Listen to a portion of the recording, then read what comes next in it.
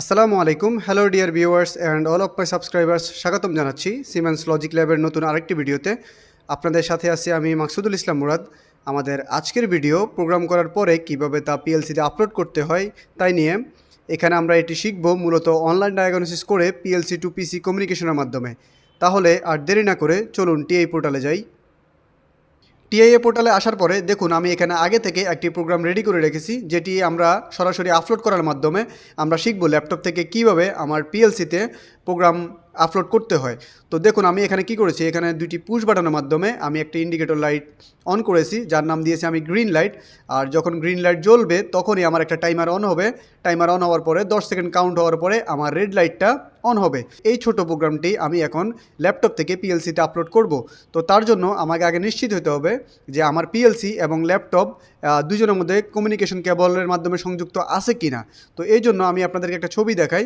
ঠিক এই ছবির মতো দেখুন আমার ল্যাপটপ থেকে একটা কমিউনিকেশন কেবল আমার পিএলসিতে সরাসরি কানেক্টেড অবস্থা আছে। তো এই জন্য আমি ইউজ করেছি একটা ইথারনেট কেবল।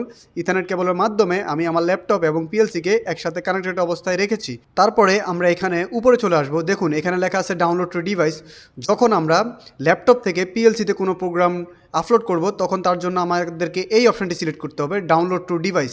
আর যখন আমরা পিএলসি থেকে ল্যাপটপে প্রোগ্রাম ডাউনলোড করে নেব তখন আমাকে সিলেক্ট করতে হবে আপলোড ফ্রম ডিভাইস। তো এই জিনিসটা একটু কনফিউজিং, তারপর আপনি একটু খেয়াল করে করবেন, কারণ বিষয়টা খুবই সহজ। যখন আমরা ল্যাপটপে কোনো প্রোগ্রাম করব কিন্তু পিএলসিতে আপলোড দেব তখন পিএলসির জন্য সেটা হবে ডাউনলোড। আর যখন আমার পিএলসিতে কোনো প্রোগ্রাম থাকবে আমি এটাকে ল্যাপটপে নেব তখন তার জন্য সেটা হবে আপলোড। তো এই জিনিসটা মাথায় রেখে আমরা এখন ডাউনলোড টু ডিভাইস এখানে ক্লিক করি। তারপরে ঠিক এরকম একটা ইন্টারফেস আমার সামনে আসবে। আসার পরে আমাকে নিশ্চিত হতে হবে এখানে যে আমার যে কমিউনিকেশনের যে অপশানগুলো আছে এগুলো ঠিকমতো আছে কিনা। আমার এখানে পিএনআই এটা আছে কিনা, আমাকে এটা না থাকলে এটা সিলেক্ট করে নিতে হবে এখান থেকে। দেখুন আমার এখানে সিলেক্ট করা আছে, তাই আমার সিলেক্ট করার প্রয়োজন নেই। তারপরে পিজি এবং পিসি ইন্টারফেসটা এখানে রিয়েল টেক যে অপশানটি আছে এটি আমাকে সিলেক্ট করতে হবে। এটি আবার ডেস্কটপের ক্ষেত্রে আলাদা হতে পারে, এটা ল্যাপটপ এবং কম্পিউটারের মধ্যে ইথারনেট কেবলের ড্রাইভের কারণে একটু আলাদা হয়ে থাকে। তারপরে আমি এখানে যে স্টার্ট সার্চ অপশানটি আছে সেটি ক্লিক করব। সেটি ক্লিক করার মাধ্যমে সে কী করবে, যখন আমার ল্যাপটপ এবং পিএলসি একসাথে কানেক্টেড অবস্থা থাকে তখন আমার ল্যাপটপ তাকে সার্চ করে নেবে।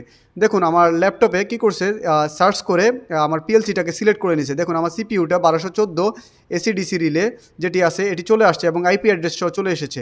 আসার পরে আমরা এখান থেকে সরাসরি লোড অপশানে ক্লিক করব। লোড অপশানে ক্লিক করার পরে দেখুন ঠিক এরকম একটা ইন্টারফেস আমাদের সামনে আসবে।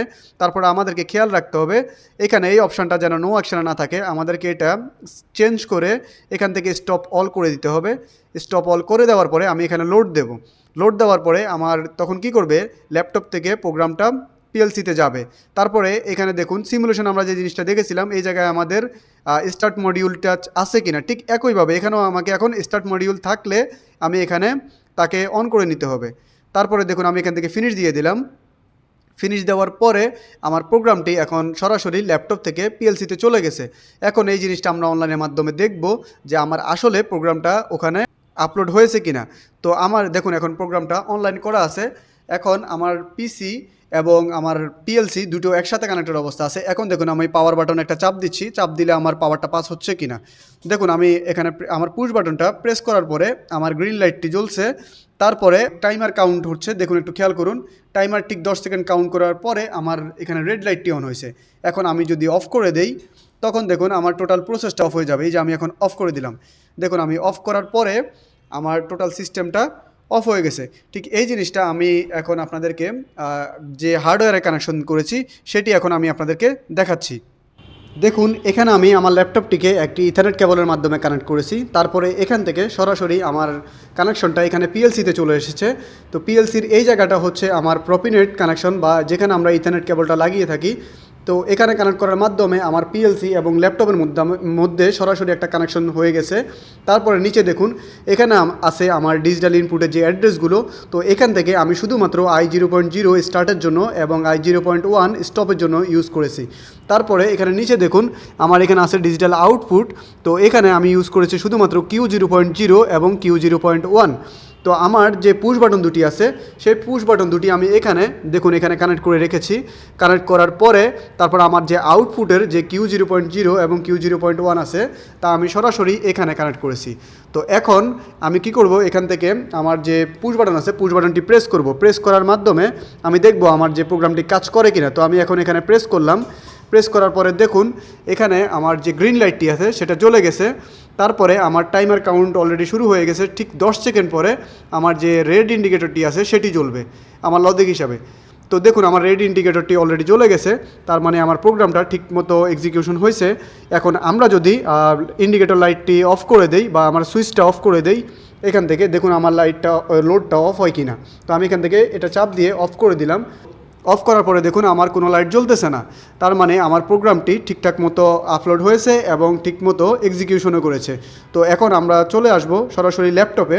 তো আমি আশা করি আপনারা শিখতে পেরেছেন কীভাবে পিএলসিতে একটি প্রোগ্রাম আপলোড করতে হয়।